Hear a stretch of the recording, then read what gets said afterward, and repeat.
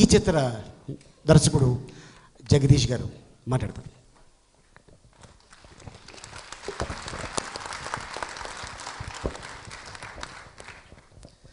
వచ్చిన అతిథులందరికీ, ప్రెస్ మిత్రులకి, ఇంకా చిన్నప్పటి నుంచి ఫ్రెండ్స్ ఎక్కడెక్కడ విజయవాడ నుంచి వైజాగ్ నుంచి కూడా వచ్చారండి.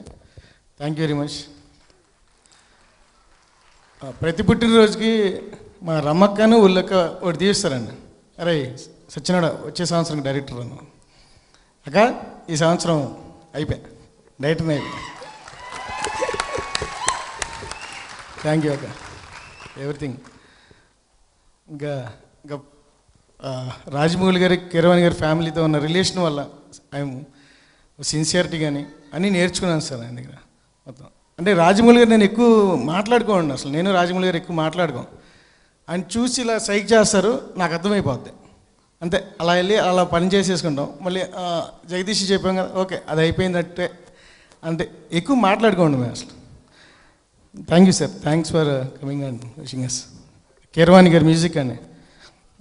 జగదీష్ సార్ మ్యూజిక్ చేయమంటున్నావు, ఓకే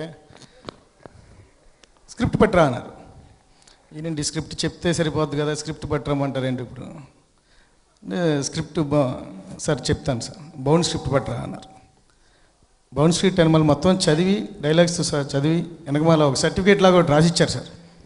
జగదీష్ డైలాగ్స్ చాలా బాగున్నాయి, స్క్రీన్ ప్లే చాలా బాగుంది, నేను చేస్తున్నాను, ఇది ఇలా ఉందని కాదు, నీ మీద నాకున్న బాధ్యత అది అని చెప్పి చేశారండి.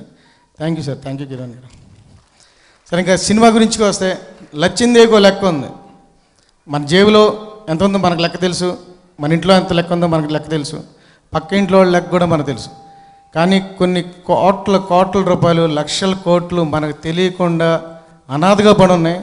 అనాథగా పడిన డబ్బులు కూడా లక్ష్మీదేవి. ఆ లక్ష్మీదేవికి ఒక లెక్క ఉంది, అదేనండి థియేటర్స్లో చూడాల్సింది. రేపు అందరూ థియేటర్స్లో చూసిన తర్వాత మీ పాత అకౌంట్లు, మీ తాత అకౌంట్లు, మీ నాయనమ్మ అకౌంట్లు అన్నీ తిరగేస్తారు. That is for sure.